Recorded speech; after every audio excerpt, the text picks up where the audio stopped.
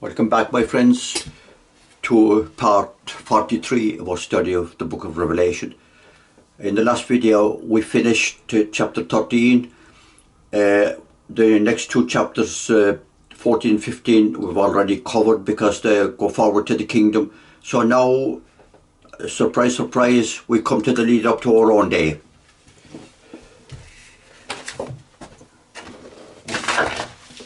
The lead up to our own day, the countdown to Armageddon. Wow. It's not something that gives any Christian any great joy to talk about, but no. It's reality that we must face. Yes. It's written there. It has been written there for the last 1900 years. It won't go away. And it's written there for a reason. Yes. It's written there by a divine power who knew far, far more about politics than any politician ever did or will. So we have to face it. Yes.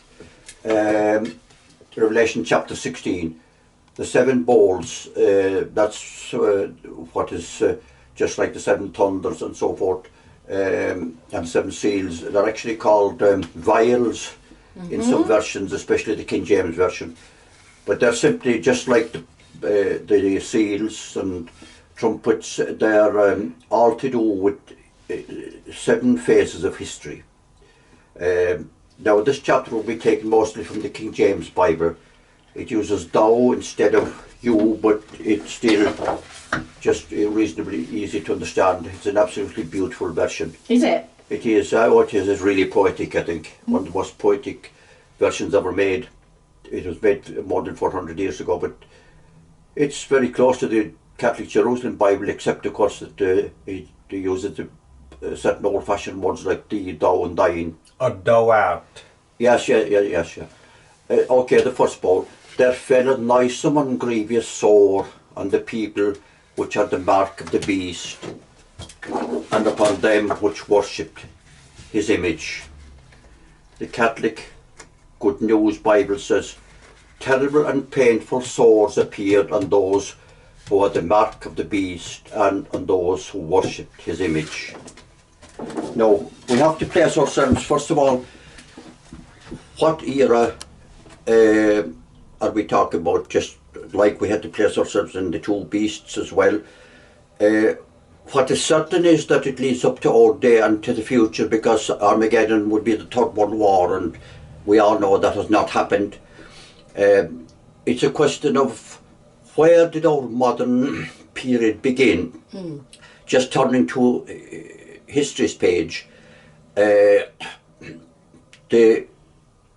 era that shaped the world which we have today, which could be called the world of democracy, even though democracy may not mean a whole lot, but it is still the world that we live in.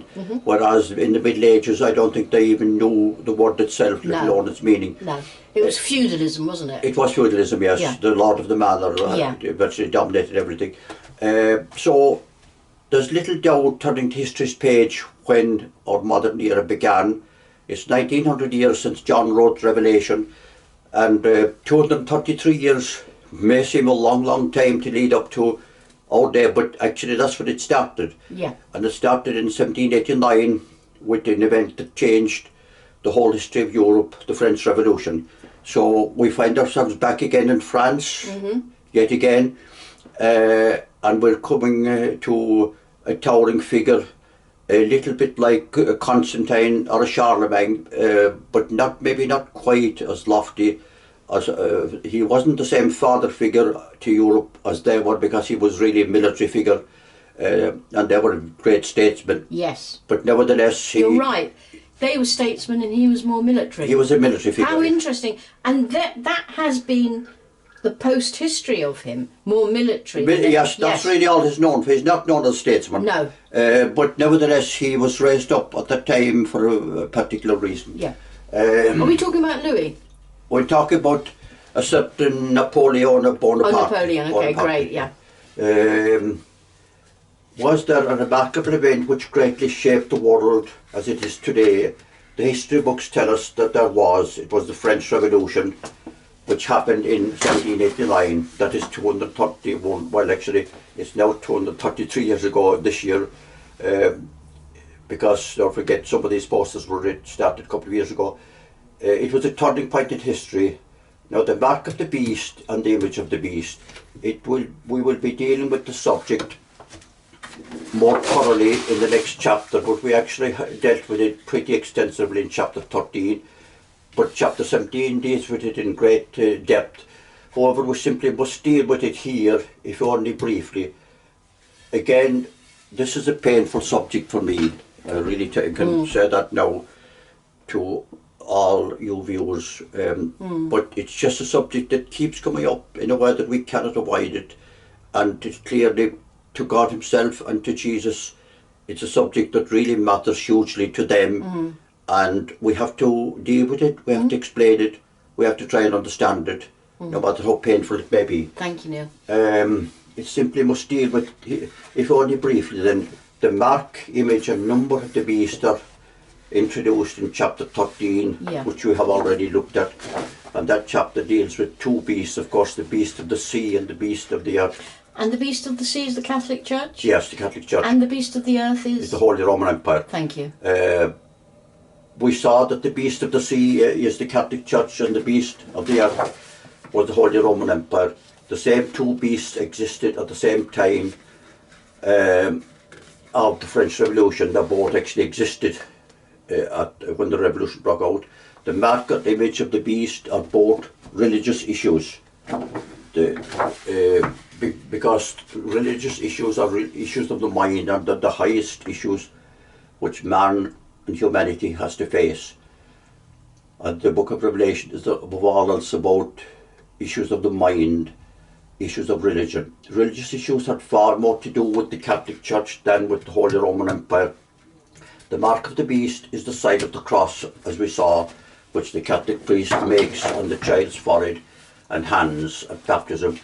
A person becomes a member of the church by baptism, and the image of the beast is the papacy, especially in the Middle Ages, the role of the Pope as an emperor, which is now gone. But of course what still remains is the Pope as a very huge and influential figure on the world stage. His temporal power is gone. He certainly will not invite or make the likes of any great political figure like Emmanuel Macron now come and bow down before him for 3 days in the courtyard of the Vatican. That day is certainly gone, but still he's there and he's a world figure. An ulcer broke out, malignant and troublesome, upon all the men who bore the beast's mark and worshipped his image. This is pretty grim language, and that's from the Catholic Knox Bible. This must have been something that badly affected the Catholic countries of Europe just after the French Revolution. What came soon after the Revolution, the Wars of Napoleon, which devastated a lot of Europe. Napoleon Bonaparte was born in the island of Corsica on the 15th of August 1769. He died on the 5th of May 1821 at the age of 51. He was of Italian descent. He is considered one of the greatest military and army commanders in history. He was appointed the commander of the French army in October 1795.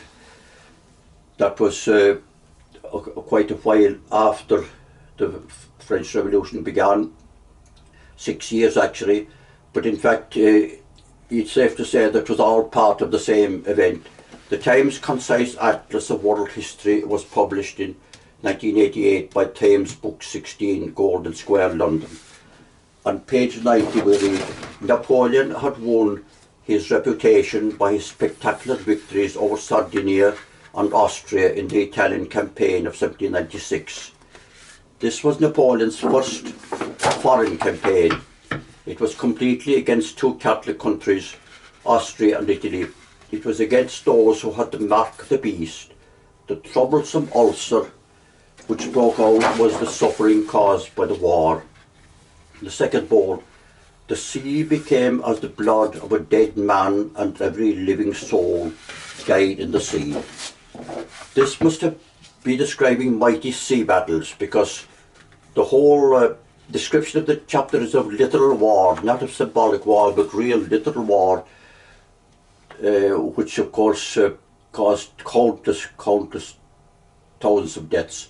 So the sea battles are not symbolic, they're very real. It must be a time of great sea battles, roughly in the days of Napoleon. It would be war at sea. Now we could do worse than go up to Trafalgar Square, which could be described as maybe the main square in London, one of the best known, certainly one of the best known, if not the best known square in London. And where does it get its name? From a famous battle at that time, one of the great sea battles of history, the Battle of Trafalgar. It would be war at sea. The blood of a dead person does not circulate. Similarly, when there is widespread war at sea, the circulation of the ordinary shipping becomes very dangerous. Merchant ships carrying goods can be accidentally hit. Not every living person dies at sea during naval warfare. This is poetic license. Poets and playwrights use it regularly, so too the Bible prophets use it a lot. They use it for dramatic effect. It has a powerful effect on the mind. The Bible prophets are always describing real events. We have to use our common sense to decide exactly what is meant. Sea battles. The Battle of Cape Trafalgar off the Spanish coast was fought on the 21st of October 1805. It was between the British Navy and the combined fleets of the French and Spanish navies. The British won. Admiral Horatio Nelson was the commander of the British fleet. He was killed in the battle. Trafalgar Square in London is called after it. The Battle of the Nile. This was fought on the 1st and 2nd of August 1798 at Abu Bay, Egypt. It was a battle between the navies of France and Britain. The French commander was Vice Admiral Francois Paul Breyers de Gilliers. Admiral Horatio Nelson was the British commander. The result was a decisive British victory. The Fourth Battle of Ushant, also known as the glorious 1st of June. Trafalgar is probably the best known naval battle of that era, followed by the Nile.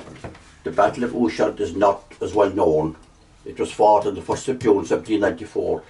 Rear Admiral Vaillant Josse was the French commander, while Admiral Richard Howe commanded the British fleet. Wikipedia says it was the first and largest fleet action of the naval conflict between Great Britain and revolutionary France. It was fought in the Atlantic Ocean. The result was a stalemate. Wikipedia says even the change of government due to the French Revolution seemed to intensify rather than diminish the rivalry between Britain and France.